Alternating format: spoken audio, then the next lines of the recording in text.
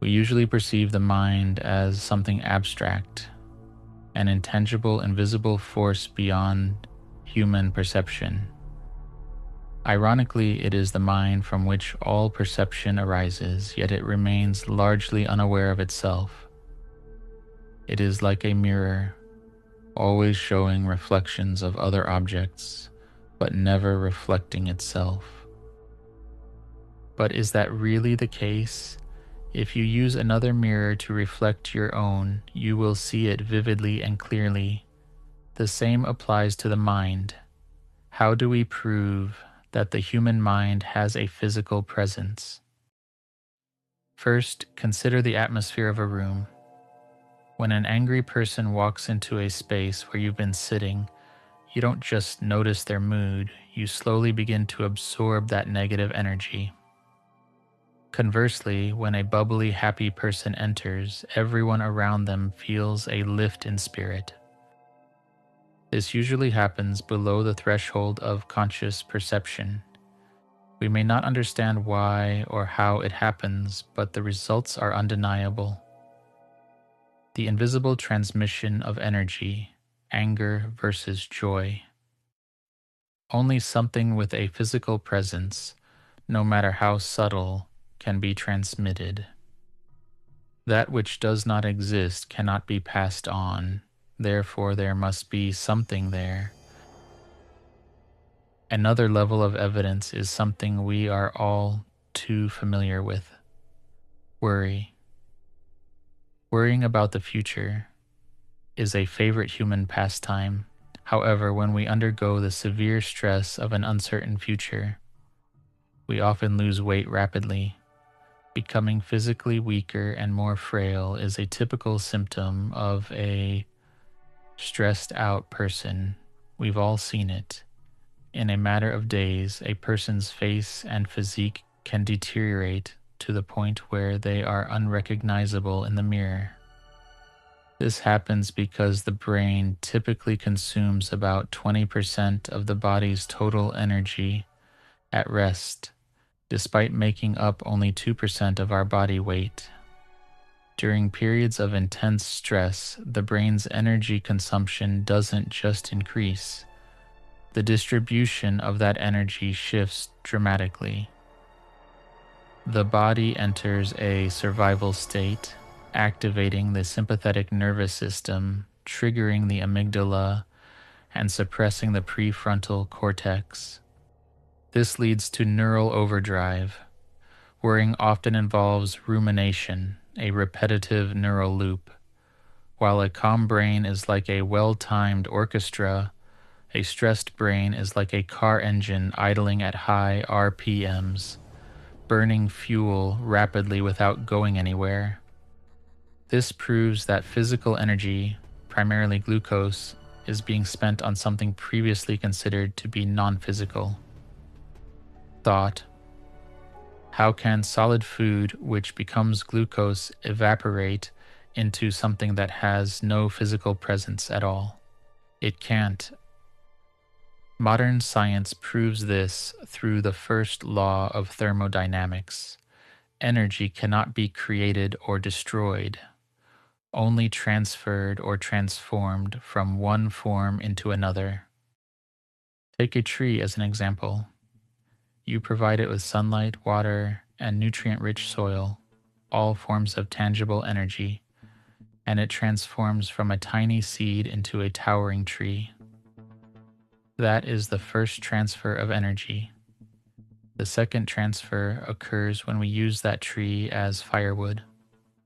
Solid wood turns into fire, which also has a physical reality.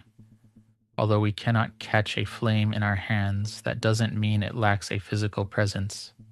Burning wood results in carbon dioxide, water vapor, ash, smoke, heat, and light, all of which have measurable mass. The same applies to electricity. In an electric current flowing through a wire, the moving electrons have mass. Though incredibly small, it is still a physical, measurable mass. In our brains, roughly 1/5 of our energy goes into synaptic transmission. with about 5% dedicated specifically to the thought process. Following the first law of thermodynamics, the physical energy from your food is converted into the subtle, yet still physical, energy of thought. The way distant neurons communicate is further proof of a tangible mind. Communication within a neuron is electrical. When it fires, an electrical impulse travels along the axon. These signals are then converted into chemical ones via neurotransmitters like dopamine, serotonin, and glutamate. Science has shown that these chemicals have mass and a physical presence. This demonstrates that the brain uses body energy to fuel processes like consciousness, perception, memory, and emotion. While these are extremely subtle, they have a physical foundation. When we speak of the mind's physical presence, we aren't just referring to solid matter.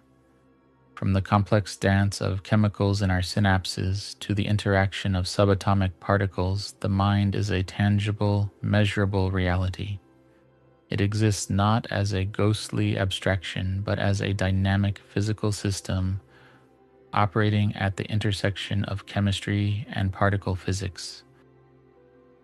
To put it simply, the brain is the physical organ, and the mind consists of the subjective cognitive processes associated with it. As we've shown, the mind also has a physical presence. It is simply less tangible and harder to perceive. If our minds are physical in nature, rather than abstract or ethereal, it follows that they are subject to the influence of other physical objects within the same reality. To investigate this, let's start with something more obvious: the moon. Despite being much smaller than Earth, the moon's gravitational pull dictates our oceans, Earth's rotation, and biological rhythms. The most visible effect is the tides. Because Earth's surface is approximately 71% water, the moon's influence is massive.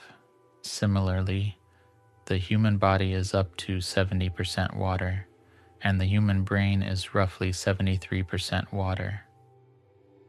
This makes our brains highly susceptible to subtle gravitational shifts.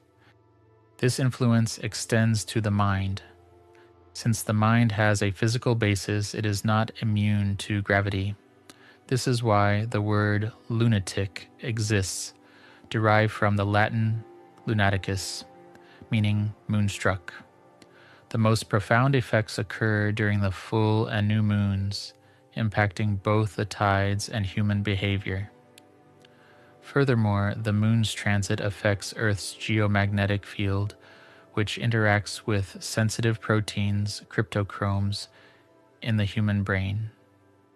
As we will soon find out, these proteins act as biological quantum sensors, utilizing quantum entanglement to perceive changes in our electromagnetic environment.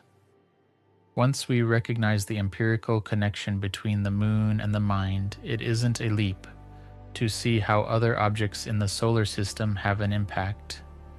The gravity of other planets and their moons also affects Earth, and by extension, the human brain.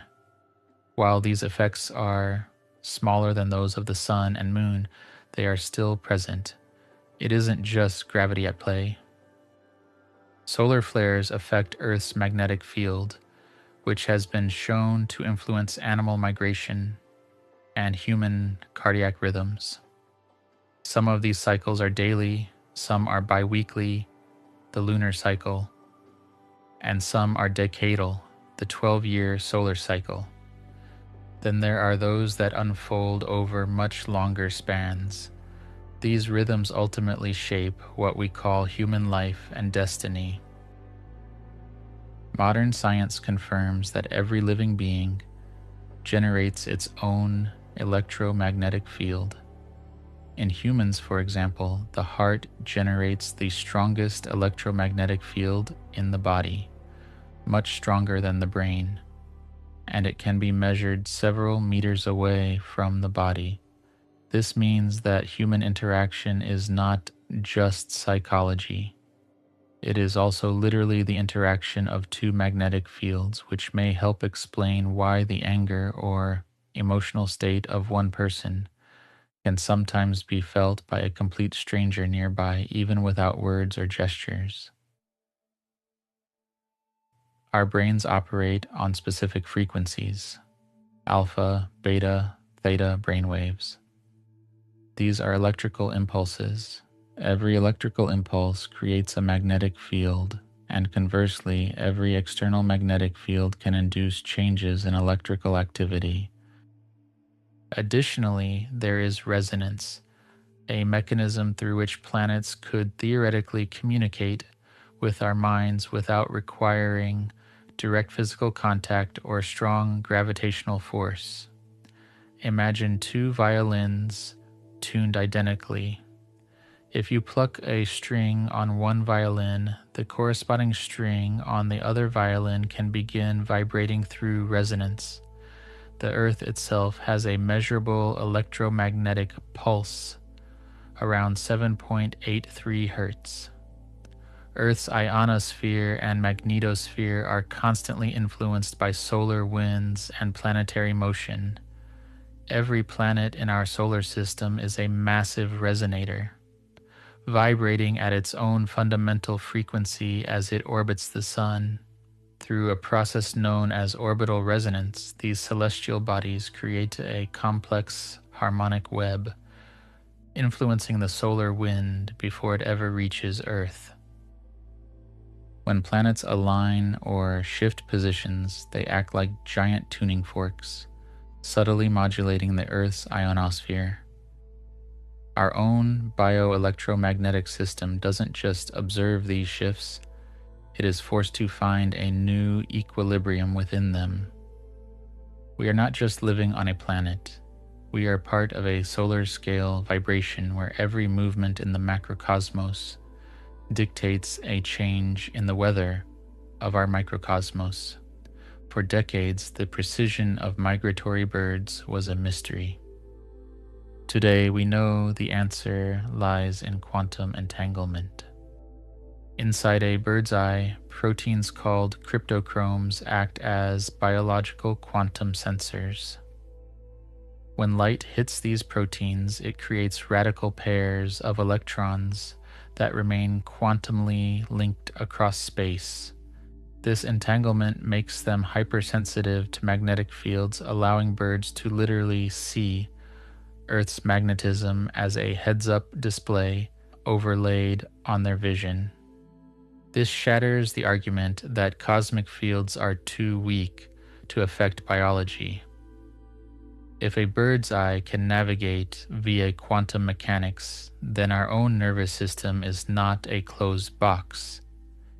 It is an open receiver communicating with the universe on the level of pure particle physics.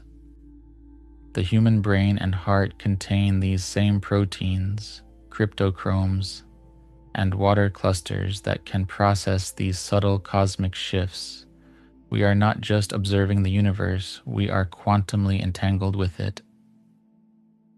Instead of saying that planets pull us through gravity, one could argue that planets act as enormous electromagnetic filters. They alter the frequencies of energy reaching Earth from the Sun. Our bioelectromagnetic system, the mind and body, then receives or resonates with those frequencies. Just as the atoms in our bodies are not isolated entities, but part of a continuous exchange with the environment, the electrical processes in our brains are also not completely closed systems. We are immersed in the electromagnetic soup of the solar system. If the frequency of that soup changes because Jupiter shifts into a particular alignment relative to the Sun and Earth, then the environment in which our brain operates also changes. This does not mean that planets command our behavior, but rather that they may alter the weather conditions of the mind, making us more inclined towards certain emotions or thought patterns. While we cannot see or touch an electromagnetic field like we do a piece of wood, modern physics confirms it is a tangible physical entity, not an abstract concept. This scientifically demonstrated phenomenon belongs to the field of bioelectromagnetism, which suggests that we are not merely bags of water and flesh, but complex oscillators. Our hearts and brains emit fields that resonate with the frequencies of our environment. In this context, astrology stops being fortune-telling and instead becomes a form of cosmic meteorology. The link is obvious because the medium is physical.